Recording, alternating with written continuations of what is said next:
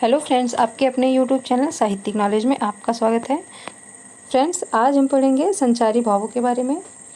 संचारी भावों की संख्या भरत मुनि ने 33 बताई है और वही सर्वमान्य भी है। समय समय पर अनेक आचार्यों ने संचारी भावों की संख्या को बढ़ाने का प्रयत्न किया है। जैसे भानुदत्त ने छल नामक 34वें संचारी का उल्लेख किया है, जिसका समर्थन देव ने भी किया है। देव ने संचारियों के 2 भेद किए हैं, जैसे शारीरिक अर्थात अस्तंभादि और आंतरिक अर्थात निर्वेद इत्यादि। रामचंद्र शुक्ल ने कहा है कि जो संचारी भाव हैं वे उपलक्षण मात्र हैं और संचारी भाव और भी हो सकते हैं। जिस प्रकार स्मृति है उसी प्रकार विस्मृति भी हो सकती है।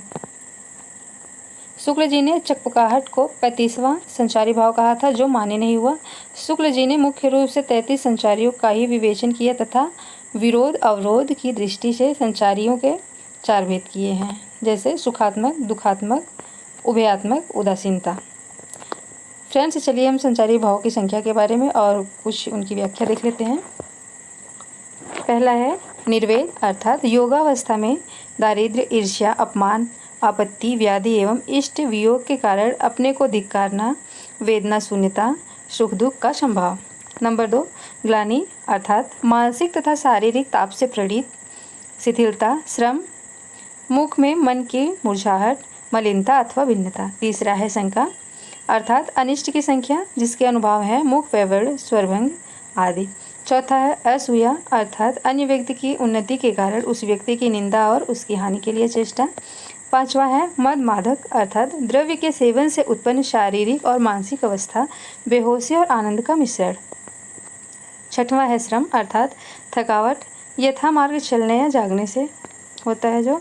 सातवां है आलस्य, व्याधि अथवा उत्साहहीनता के कारण कार्य करने की अनिच्छा, जैसे जम्हाई आना, अंगड़ाई लेना इत्यादि।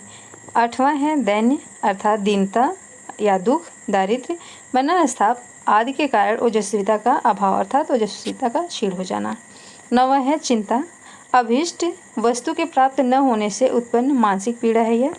10वां है मोह, अर्थात वियोग, भय आदि से मन का यथार्थ ज्ञान से शून्य होना। 11वां है स्मृति, अर्थात स्मरण या बीती बात की चेतना। 12वां है धृति, अर्थात धैर्य। 13वां है व्रीड़ा, अर्थात लज्जा। 14वां है चपलता, अर्थात प्रेम, ईर्ष्या अथवा द्वेष से मन की अस्थिरता। 15वां है आवेग, अर्थात अनर्थ में घबराहट, जैसे इसके अनुभव हैं विस्मय, रोमांच, स्तब्ध अथवा कंप। 16वां है हर्ष, अर्थात मनोरथ पूर्ण होने पर सुख। 17वां है जड़ता, अर्थात किंग कर्तव्य मूढ़ता, अर्थात क्या करूं या क्या ना करूं ऐसी मानसिक अवस्था का होना। 18वां है गर्व, जैसे धन, बल अथवा विद्या से संबद्ध अभिमान। 19वां है विषाद, अर्थात इष्ट हानि, असफलता आदि के कारण अत्यंत शोक। 20वां है औत्सुक्य, अर्थात उत्सुकता, विलंब न सहना। 21वां है निद्रा, अर्थात सोना। 22वां है अपस्मार, अर्थात मिर्गी रोग। 23वां है स्वप्न, अर्थात जागृत अवस्था किसी घटना को सोते हुए देखना। 24वां है विबोध, अर्थात चैतन्य। 25वां है अमर्ष, अर्थात क्रोध। 26वां है अवहिता, अर्थात भावों को छिपाना, भय, गौरव, लज्जा आदि के कारण हर्ष को छिपाना। 27वां है उग्रता, अर्थात तिरस्कार जन्य निर्दयता। 28वां है मति, अर्थात ज्ञान या बुद्धि। 29वां है व्याधि, अर्थात मानसिक दुख अथवा रोग।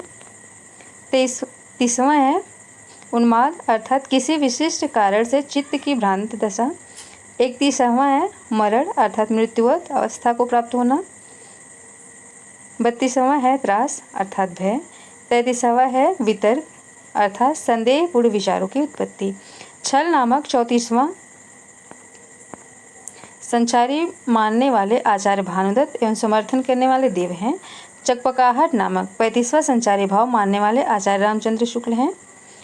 फ्रेंड्स, संचारी भाव के बारे में ये